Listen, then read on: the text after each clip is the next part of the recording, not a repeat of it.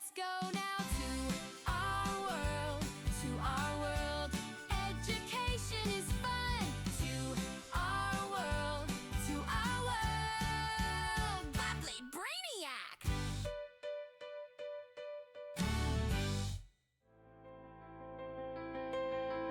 Today we are going into the reefs to learn about Reef's colorful gardener, the parrot fish.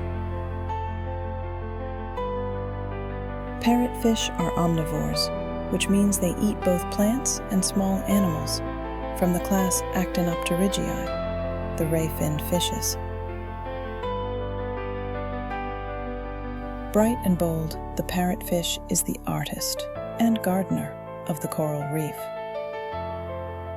With its beak-shaped mouth, it scrapes algae off coral and rock, keeping the reef clean and preventing overgrowth. That colorful mouth isn't just for show. It's tough enough to grind coral into tiny grains of sand. Their strength is in their hard parrot beak and their constant cleaning work that helps coral breathe and grow. Fun fact: did you know that a single parrotfish can produce hundreds of pounds of sand each year? Much of the white sand on tropical beaches actually comes from parrotfish poop.